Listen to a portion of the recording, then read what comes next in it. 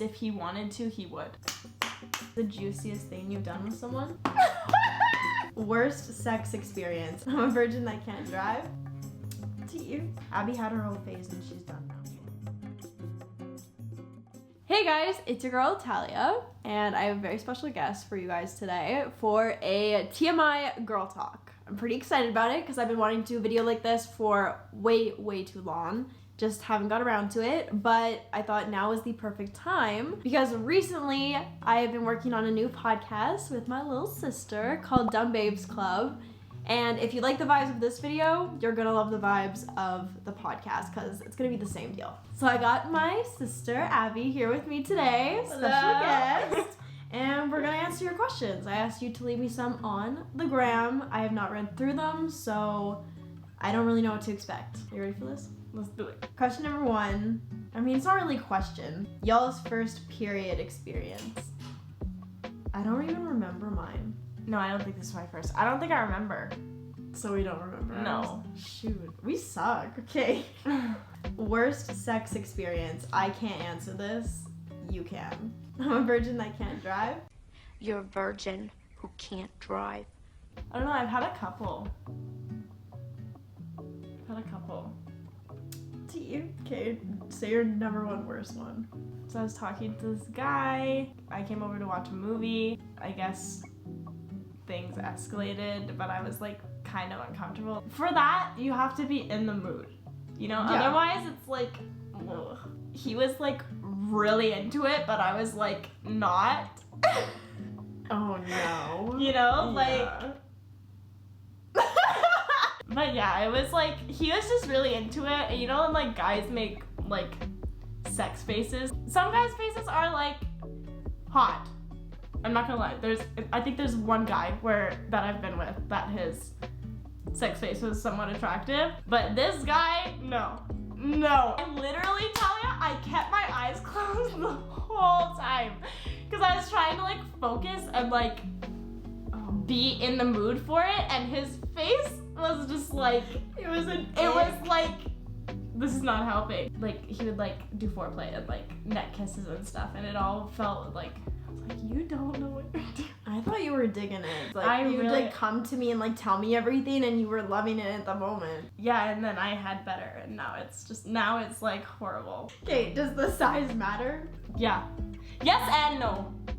What about motion of the ocean? I mean, like, I feel like to a degree size matters, but at the same time, like, it doesn't have to be huge. They have to like know what they're doing in order for it to like be good. I feel bad for guys, low-key, with that. I feel like you're just asking me questions. I know, I'm low-key just like interviewing you. Yeah. How to get over a breakup. We briefly talked about this in our recent podcast episode. For me, I just kind of woke up one day. One day I was just over it. Like, I know that's not helpful whatsoever, but really, like, when people ask me this, I don't know how to answer it. I feel like if you put your focus on other things, for example, if you work, try to like distract yourself with lots of work. That helps with me. Or just focus on yourself.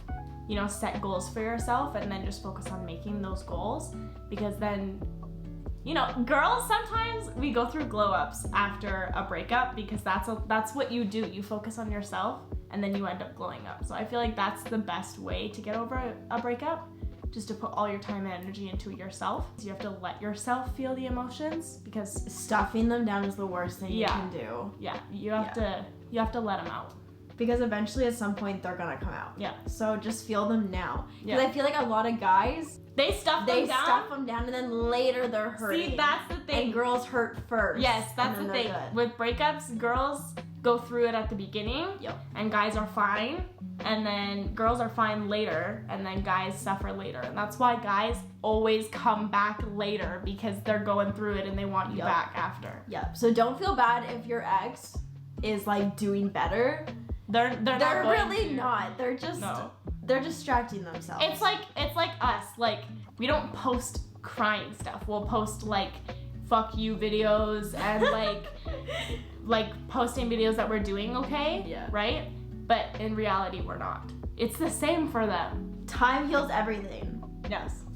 I promise you that. Like, it might feel like the end of the world right now, but I promise you it gets better. And I hate when people say that, time heals everything, but it does. It really does. What to do if the guy you recently dated blocks you? Block him back. I don't think you should block back. No? Why?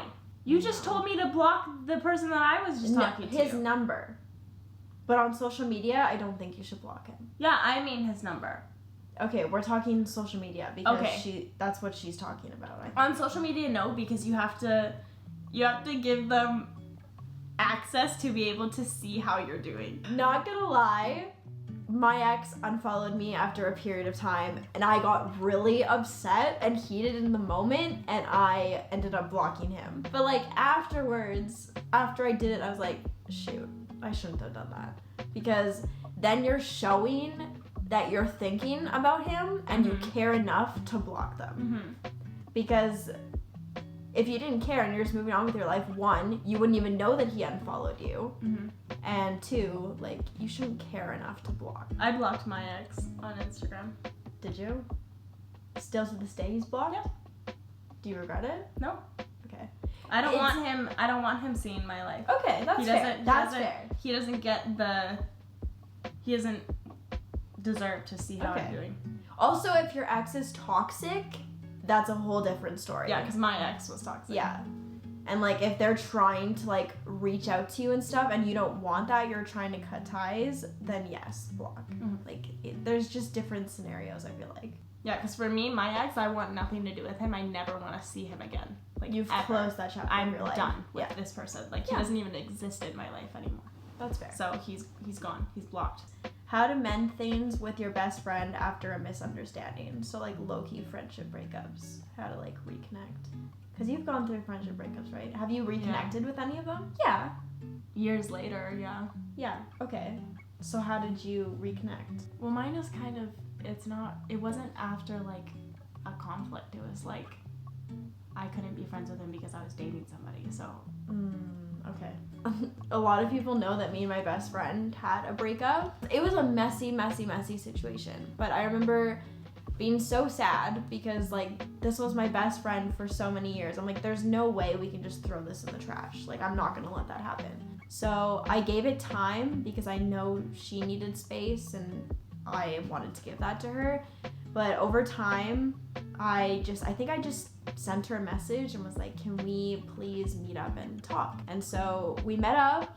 We had a conversation in the Bible section at chapters. Wow. Unintentionally. It was just in the back of chapters, but it's funny. And we talked it out, and legends say they're still friends to this day. We're still best friends. So just talk about it. Be mature. Yeah, I would say if the friendship is worth fixing, I would say to talk about it. Like there's been a situation for me where I was expressing to my friend. This is kind of like more of like how to deal with a friendship breakup. But there's a time where I talked to my friend just solely about how I felt. Like I told her, like I feel like when we talk, you only ever talk about your day, and then I'll try to like talk about my day, and then you'll completely like circle it back to you, and you never ask how I'm doing, and I feel like this friendship is very one-sided. I was trying to fix things with her and it wasn't working, and she even still came back to me and said like, hey, I miss you, and I brought it up to her again. I'm like, okay, but this happened and I expressed to you how I felt and you ended up attacking me. Yeah, that's not a true best friend. And we were friends for a long time, and sometimes people grow up and you grow out of each other because people change. That's just how life is. If the effort is not mutual, it's just like a romantic relationship. Friendship relationships have to be equal effort as well. So, yeah, for sure. Most embarrassing memory? I have one. What's yours? Is it Okay, I peed my pants. But like, I know people are gonna be like, yeah, same, like we've all peed our pants, but I peed my pants in freaking middle school. I was literally in like grade 8, you guys, okay? I was in grade 8 and I peed my pants because my friends made me laugh, and it literally was so, this is so embarrassing. And nobody noticed except for my friends around me. And I just remember getting up and I was like, can I go to the bathroom? And I came back in my gym clothes. And no one questioned me. Yeah, that's my most embarrassing story. I don't get embarrassed much, but like, girl, that's not okay. Yeah, I don't have a lot of embarrassing moments because I just kind of like, whatever. Yeah, you know, it's like, only embarrassing if you let it be embarrassing. Yeah. You know what I mean? There was one time where I was really embarrassed in elementary school. Elementary school? Yes, Oh my I gosh, still remember it. I was walking down the hallway, literally beside my friend and my crush, and my shoes were untied, and I tripped, and I had like a little baggie of cereal in my hand and books that I was holding, and I tripped over my lace, and cereal went everywhere. I literally face planted on my face. It was like a big smack on the floor. I literally just laid there for a second. I was like, that really hurt. My cereal's gone, and my crush just saw me do that. Cereal. I'm so sad for the cereal. What qualities do you look for in a partner? A lot. I have high standards No, now. Liz. I have high standards now because I've been hurt so many times. Don't let guys fuck you over, guys. Facts. Keep your standards high. Respect, patience. You gotta make me laugh. That's important. You gotta be a personal Uber driver because I'm a passenger princess. Mhm. Respect is huge, and patience. I was gonna say mine are pretty much related to patience. Yeah. Cause I got a lot of baggage. I got a lot of issues. So guys need to be like prepared to deal with all of that. Also like sarcasm. You need to be able to take sarcasm. Also be sarcastic because I'm a very like sarcastic person. Yeah. Tips for your first romantic kiss. P.S. Love you, Tal. You're amazing. I love you too. Okay. You want to give tips? I can't give I can't. I can't give tips. I don't freaking know because I get scared every time someone wants to kiss me. Me too. Literally, when they give me like the look, I'm like, can I hug you? Like, I always go for the effing hug and I feel so bad. My first kiss, I literally told the person I was with, like, you have to do it when I'm least expecting it. Like, Yeah. you just gotta plant one on me because I get scared. Yeah. There was a time recently, he walked me to my car, and I had already kissed him multiple times before, so I don't know why I was freaking out this time. But he walked me to my car, and I was sitting in my car, and we were saying bye, and he was going in for a kiss, and I like swerved him and backed up, and he was like, oh, okay. And I was like, no, sorry. I was like, try again. He was like, no. He's like, you already ruined it. He's like, you killed my confidence. And I was like, I'm so sorry. Oops. Just let them know that you want them to do it when you're least expecting it. If you're okay with that. Yeah. Because that's the best way to do it, honestly. Mm-hmm. I feel like for me, it's easier if they like start kissing my face or my cheek first, and then like slowly come closer to your lips, you know. that And makes then if sense. they come here, then it's just like okay, Yeah. because they're already so close to you. But when they're slowly coming into your face, it's like, So just basically Yeah. communicate that like you're nervous Yeah. for it. Like that's fine. It's cute, honestly. yeah. Opinion on hookup culture. I hate it. I hate it so much. I always rant about our generation, especially to like our mom. We're always like, I wish I grew up in your generation Yeah. because I'm not for it. I don't like hookup culture. People also like fuck you up and like play with your head and tell you that that's not what they're looking for and they're different, and they say a bunch of comforting things to try to like convince you that that's not what they're doing, and then they'll hook up with you a couple times and they'll dip, where they'll change their intentions and say they don't want a relationship and they just want friends with benefits, pretty much. Like, if you want to hook up with somebody, there's so many people that you can just hook up with. Why are you messing around with someone who wants a relationship and you know it from the beginning? Fucking pisses me Yep. off. You gotta put your intentions on the table, because if you're both just looking for a hookup, then great, have fun. But me and Abby, I know we're looking for a spouse. Mm-hmm. So yeah, we're not about that. No. We're not about that life. Abby had her whole phase and she's done now. It's okay to have a whole face. Yes, we support. That's a good question. What's the juiciest thing you've done with someone? I mean, I made out with my ex in a Dairy Queen parking lot. Yeah. And in the back of his car, Dairy Queen parking lots. Every time I pass the Dairy Queen, I'm like, I remember that. I did it in my car at a viewpoint where there was other people there, and we waited for some people to leave, and then another car pulled up like almost right beside us, like very close beside us, and we were in the front seat too. So I was like, oh my god. You were like doing it, right? Yeah. Like I should clarify, we were just making out. Like, cause I have not done it yet. No, but so like my you were situation, we were doing it. Yeah. Lord. Do either of you use birth control? If so, what's your experience with it? Yes, I'm on birth control. Yeah, she is. I take the pill.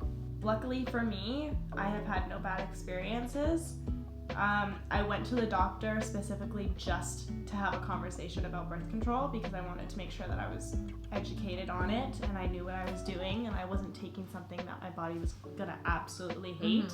So I asked her for advice on every birth control and which ones she thinks are best, or specifically for me because she knows me and knows how my body is and stuff. She gave me a sample of one and it ended up being great. I've been on it for like 4 to 6 months now, I think. And I've actually, all my acne has cleared up. My period's gone. But yeah, I haven't had anything bad. Like a lot of people gain weight and they can't lose weight. Yeah. But my weight has stayed the same. It's crazy how everyone reacts to it so differently. How do you handle letting go of someone you weren't ready to let go of? You are in this position right now. Okay. Bro, you're gonna break my heart right now. She's gonna start crying. I feel like talking stage breakups are almost harder than relationship breakups because there's the idea and potential of what you guys could have been and you didn't get to see what it could have been, so now you just have this like dream of, you know, what could have happened if they weren't such a fucking asshole. But I feel like a couple things that have helped me to cope with it is that if it's meant to be, it'll be. If you really like them and they're supposed to be your soulmates come back. Adding on to your point, don't wait around though. Yeah. What I mean by that is you have to like come to the realization that soulmates do come back. If it's meant to be, it'll be. But right now, it's obviously not your time, and to sit around waiting for someone and just hoping that they're gonna come back is not gonna help. If they ever end up not coming back, you're gonna be brokenhearted for a very long time. Like that girl on TikTok, like he's got a ring on his finger, but I still want him back. There was a person who commented on my TikTok and she was like, he's married, but I can't let go of him yet. It's like, girl, it's time to come move on. It's time to move on, sis. But he's like happily married with a whole family. Yeah. He's got like 4 kids and 2 golden retrievers. She's like in her room manifesting. He will come back to me. He'll come back. I feel like the biggest one for me is if he wanted to, he would. If a guy wants to be with you, he will make it happen. Yeah. And I know you guys are gonna say, but I really want him and like, yeah. But what if he comes back and whatever? It's like, okay, if he comes back, great. But you don't have to sit around putting your life on pause, just waiting around for a guy who won't even do the bare minimum. Do you know what I mean? Amen. Know your worth, sis, because and add tax. Okay, last question. Why do I feel extremely lonely sometimes, even though I'm okay being single? I would say, do you have a good support group? And when I say support group, like I mean, do you have good best friends around you that you're seeing, and family? Because like you do not need a significant other. You'll be lonely if you don't have good friends and family surrounding you. I feel like another thing too, sometimes feel lonely because their love language is physical touch and they are like lacking physical affection, but that's also something that you can get from friends and family. Yeah. Like it doesn't have to be kissing and cuddling all the time. Your friends and family giving you a hug or like, you know, like it can come from things like that. I don't know, sometimes I feel lonely because I want physical affection, but sometimes I just need a hug and I'll get it from like Abby. Make an effort to like see your friends and family. It sounds like you should get out and see some friends, have some fun. Yeah. I hope you guys enjoyed this video. Let us know down below and give this video a thumbs up if you want us to do part 2. Would you come back for part 2? Yes. Okay. Go check out our podcast, Dumb Babes Club. It's a good time over there. We love you very much. Bye guys. Bye. Mwah, mwah.